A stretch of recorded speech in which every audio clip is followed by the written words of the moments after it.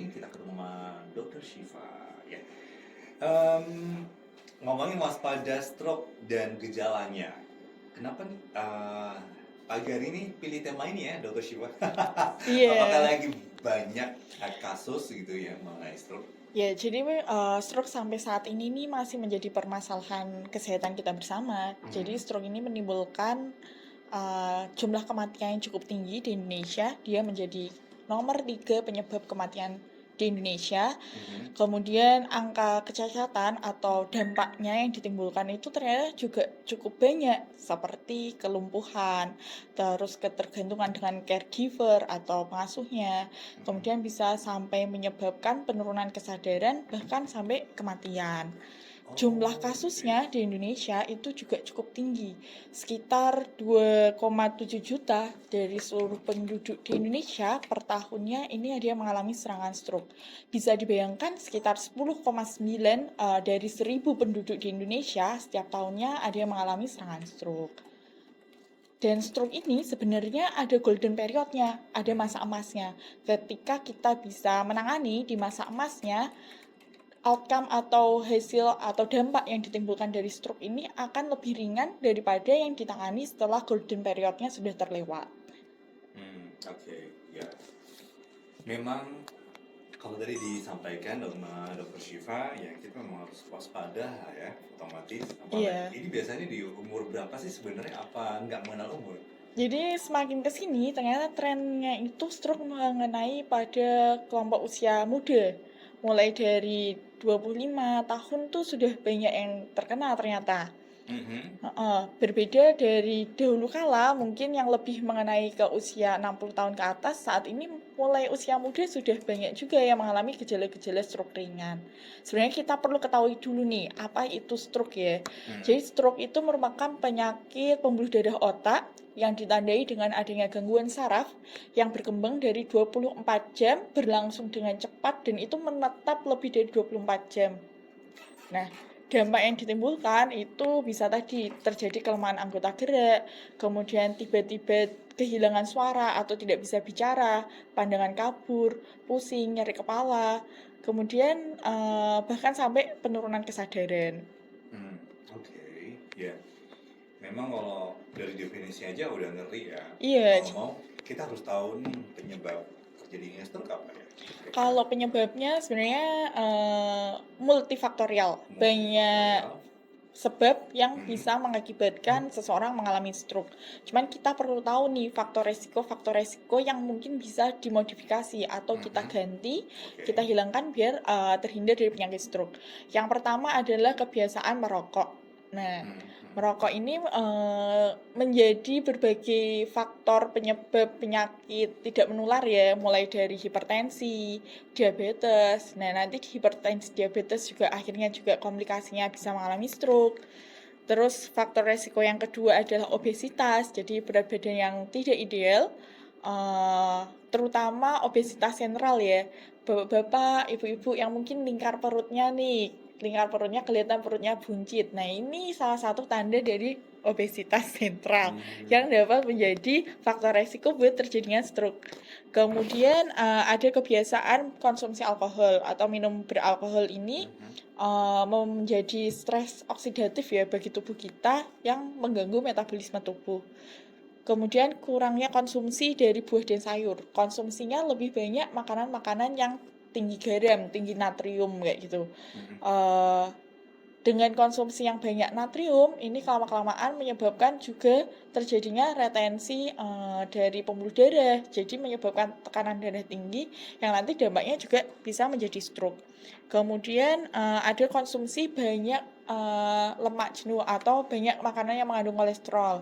Kayak jeroan, kemudian goreng-gorengan, kayak gitu. Nah, ini menjadi kebiasaan juga yang akan menyebabkan Mhm. kolesterol di tubuh ini jadi tinggi, terus kelama-kelamaan menyebabkan terjadi pembentukan plak di pembuluh darah hingga bisa menjadi stroke sumbatan.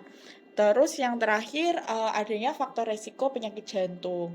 Nah, jika memang ada kebiasaan gaya hidup yang mungkin tidak sehat tadi ya, seperti konsumsi banyak makanan yang mengandung kolesterol, Hmm. kurang konsumsi buah dan sayur, jarang olahraga, kayak gitu Hmm. sebaiknya kita modifikasi gaya hidup sehat, menuju gaya hidup yang sehat agar harapannya terhindar dari penyakit stroke. Nah, stroke sendiri itu sebenarnya jenisnya ada dua. Mhm. Ada Ringan. stroke sumbatan Oh, sama sumbatan. stroke perdarahan. Gejalanya kalau dari gejala sih cukup mirip. Nanti kita memang harus tahu lebih lanjut nih, kita jelaskan. Nah, cuman kalau stroke sumbatan ini penyebabnya biasanya karena makanan-makanan kolesterol, banyak kolesterolnya. Terus habis itu ada faktor resiko diabetes yang mungkin diabetesnya tidak terkendali. Nah, kalau stroke perdarahan ini kebanyakan karena tensinya yang terlalu tinggi sehingga menyebabkan pembuluh darah di otak bisa pecah sehingga tiba-tiba terjadi stroke itu. Oke, ya. Dari yang tadi disampaikan, kalau saya sedikit menanyakan ya. Tadi kan usianya 25 tahun. Bisa. Bisa, mungkin karena banyak gorengan. Ini agak susah kalau mau gorengan. Ngomongin Jika gorengan. kita jadi gorengan harusnya. Iya betul. Gorengan itu kayak lifestyle ya kalau di Iya, Indonesia. lifestyle. Iya, gak afdol. Mendoan, bakwan, aduh, ini gimana ya cara ngelawannya ya. Tapi ada beberapa orang mungkin udah bisa ya. Tapi Iya. kalau gini, kalau saya menggarisbawahi tadi garam, porsi garam dalam sehari sebenarnya berapa sih untuk kita? Oke, jadi kalau garam itu kan yang menyebabkan tensinya tinggi itu natriumnya. Nah, natrium ini sebenarnya nggak cuma di garam nih, maksudnya garam wujud yang warnanya putih, terus kita jadi bumbu masakan kayak gitu. Tapi juga ada natrium-natrium yang tersembunyi, kayak contohnya di pengawet makanan, kemudian di keripik kayak gitu, ada di saus, ada di kecap. Nah, makanan-makanan ini juga sebenarnya mengandung natrium yang tersembunyi. Konsumsi natrium yang diperbolehkan oleh Kementerian Kesehatan itu 5 gram sehari. Jadi setara dengan 1 sendok makan. Itu konsumsi harian per hari. Termasuk garam yang memang wujud garam atau yang garam tersembunyi atau natrium tersembunyi tadi. 5 gram itu udah termasuk semuanya berarti? Iya, itu konsumsi hariannya maksimal segitu tuh. Kayaknya memang nggak mungkin ya kalau ada yang suka makanya. Iya, jadi memang ya kebiasaan hidup sehat itu sulit sih sebenarnya.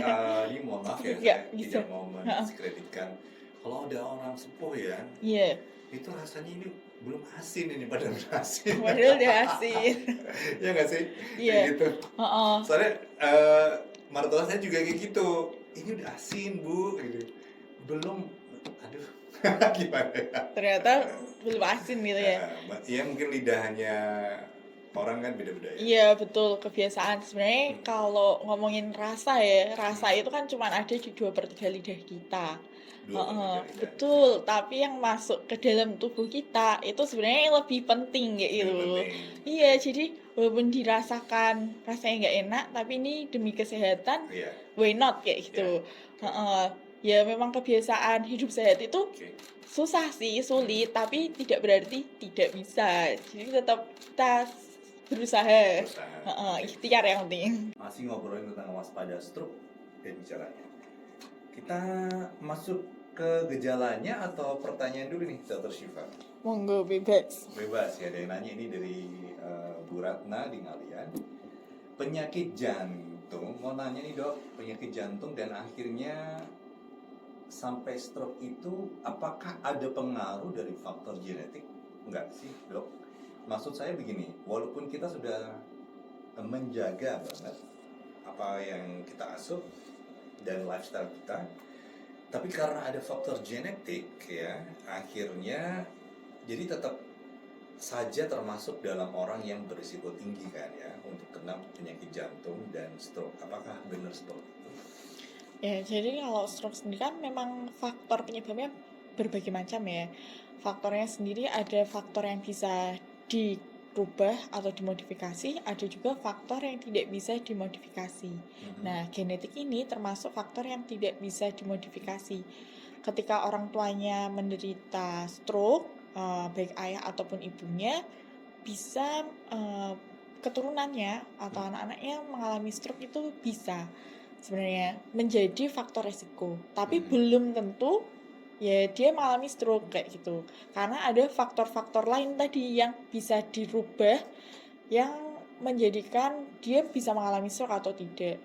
Pada orang yang memiliki faktor keturunan ya pada dasarnya jangan terlalu khawatir. Lebih fokus ke faktor-faktor yang kita bisa rubah seperti gaya hidup sehat, kemudian menghindari kebiasaan merokok, tidak merokok sama sekali kalau bisa. Kemudian olahraga yang teratur, olahraga minimal 3 kali seminggu dengan durasinya 45 menit sekali olahraga kayak gitu. Kemudian menjaga gaya makannya, kemudian istirahat yang cukup, mengendalikan stres. Harapannya faktor-faktor tadi yang bisa dirubah ini kita rubah menuju gaya hidup sehat agar tidak mengalami stroke. Nah, untuk penyakit jantung, kenapa bisa menjadi faktor resiko stroke? Karena di penyakit jantung ini terutama yang jenisnya gangguan irama, ada istilahnya gangguan irama atrial fibrilasi.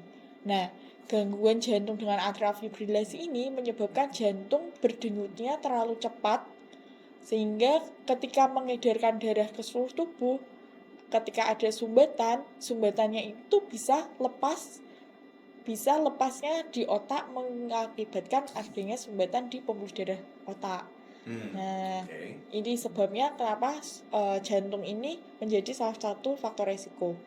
Pada orang-orang dengan stroke, kemudian dia sering mengalami stroke berulang, serangan stroke-nya lebih dari 1 kali, bisa jadi jantung menjadi penyebab utamanya. Oke. Ya, itu jawabannya Bu Ratna. Mudah-mudahan menangkap apa yang tadi disampaikan oleh Dr. Syifa.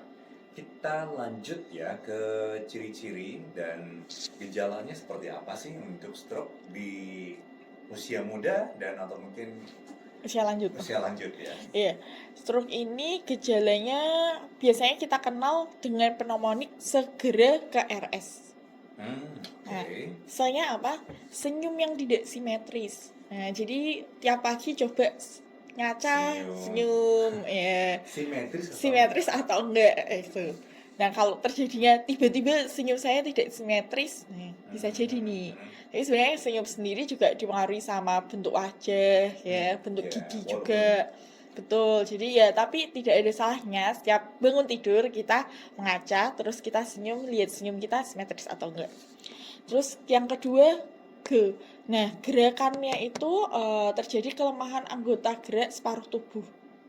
Jadi kalau tangan kanan mengalami kelemahan juga kaki kanan.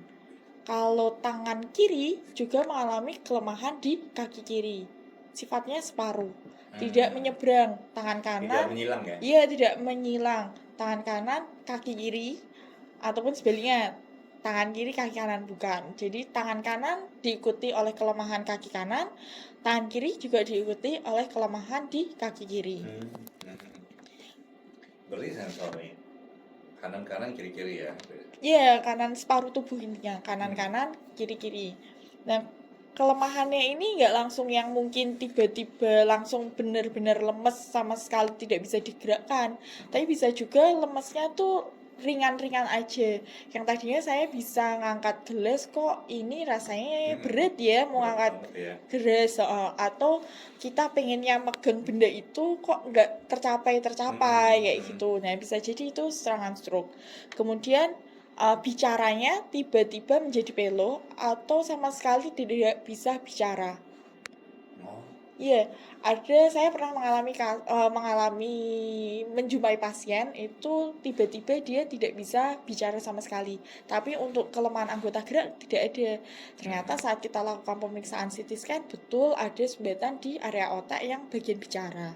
Jadi memang ketika ada gejala kok tiba-tiba tidak bisa bicara, bisa jadi juga ke arah stroke.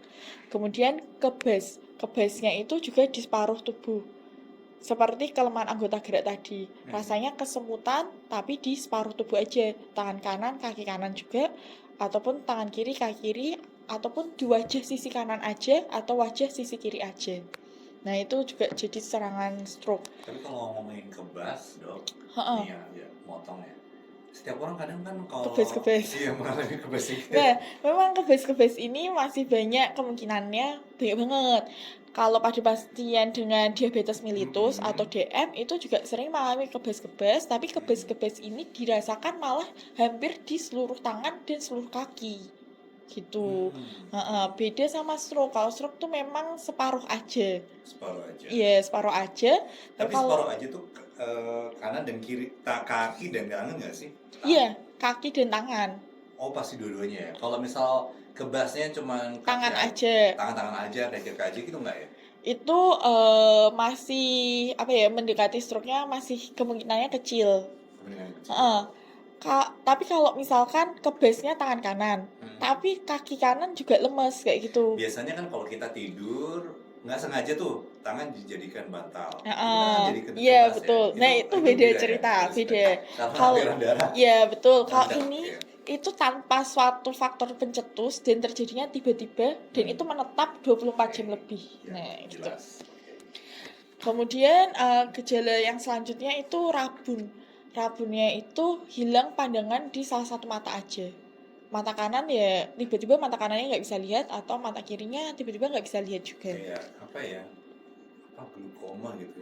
Nah, itu beda lagi. Beda lagi. Memang. Nah, kalau glukoma itu juga terjadi pandangannya kabur tiba-tiba, bisa di salah satu mata aja. Itu kan karena diabetes ya? Atau diabetes menjadi salah satu faktor pemicu. Pemicu untuk terjadinya glukoma.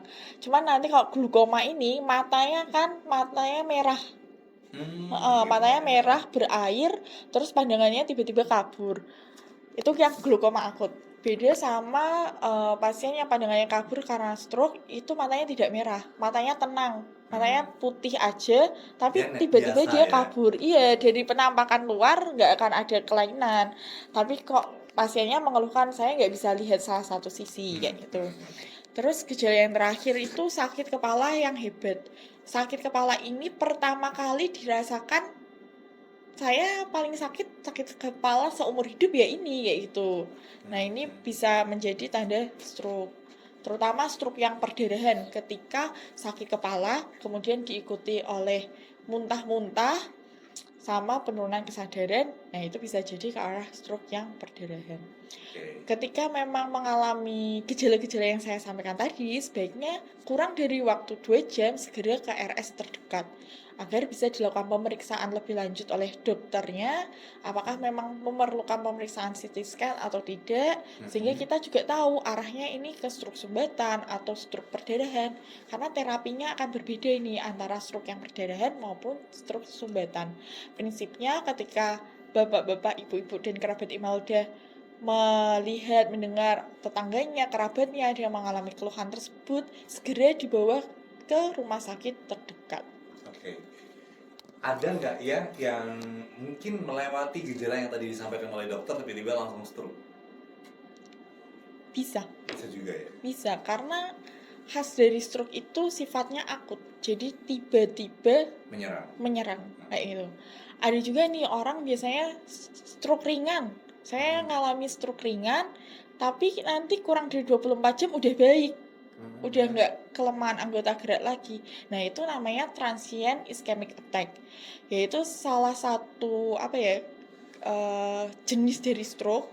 Cuman dia kurang dari 24 jam. Nah, untung ya kalau mengalami TIA ini kurang dari 24 jam gejala sarafnya udah hilang. Tanpa mendapatkan pengobatan pun memang hilang. Cuman perlu diwaspadai ketika mengalami transient ischemic attack, bisa jadi di kemudian hari itu mengalami stroke. Yang tadi disebutkan gejala yang sama Dr. Shiva ini termasuk yang stroke penyumbatan atau perdarahan. Nah, gejala pada stroke perdarahan maupun sumbatan itu overall keseluruhan sama. Hampir sama.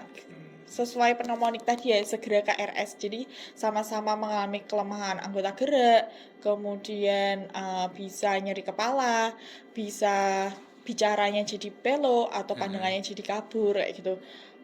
Cuman biasanya gejalanya akan lebih berat pada pasien dengan stroke perdarahan dibandingkan yang stroke sumbatan. Kalau stroke sumbatan itu biasanya gejalanya awalnya ringan, makin lama makin berat. Hmm. Tapi kalau yang stroke perdarahan itu tiba-tiba saat itu langsung gejalanya berat. Biasanya langsung nyeri kepala hebat, muntah-muntah, langsung penurunan kesadaran. Nah, cuman memang agak rancu ketika stroke sumbatannya itu area otak yang mengalami luas. Nah, itu akan mirip dengan stroke perdarahan. Cuman yang perlu diwaspadai ya jangan terlalu pusing, ini stroke perdarahan atau sumbatan. Prinsipnya ketika mengalami gejala-gejala tersebut segera saja ke RS. Biar dokternya nanti yang akan menilai ini ke arah sumbatan atau perdarahan. Oke, saya jadi tertarik menanyakan faktor yang mempengaruhi stroke perdarahan sendiri apa sih? Apa karena mungkin kecelakaan? Nah, ini kalau stroke perdarahan perlu dibedakan juga dengan kondisi trauma kepala. Kalau trauma kepala mungkin yang 1 minggu lalu dibahas oleh dokter Vita spesialis bedah saraf ya. Pada kasus cedera kepala itu memang ada benturan sehingga menyebabkan pembuluh darah di otak menjadi pecah. Nah, kalau stroke perdarahan itu karena tekanan darah yang terlalu tinggi. Ya, ibaratnya kayak pipa dialiri oleh air kerannya tinggi banget tekanannya. Ya, mungkin karena ada sumbatan, tekanannya tinggi, akhirnya pecah ya. Nah, lama-lama pipanya itu pecah. Nah, pembuluh darahnya pecah, saat itu juga darah akan membanjiri otak, tapi dia tidak mensuplai oksigen dan glukosa ke otak kayak itu. Hingga akhirnya menyebabkan itu tadi kelumpuhan karena sel-sel otaknya kan tidak dapat suplai oksigen, lama-kelamaan sel otaknya bisa mati. Oke. Jadi paham ya bedanya antara tadi karena trauma kecelakaan atau memang ini Stroke karena stroke perdarahan. perdarahan. Oke. Yang terakhir ini sebelum kita akhiri, mungkin pencegahan dan penanganan seperti apa, Coach Siva? Oke, kalau dari pencegahan tentu saja kita kendalikan faktor-faktor tadi yang bisa dikendalikan. Iya. Nah, kita Lifestyle, olahraga, iya olahraga. betul, olahraga rutin 3 kali seminggu, durasinya 45 menit.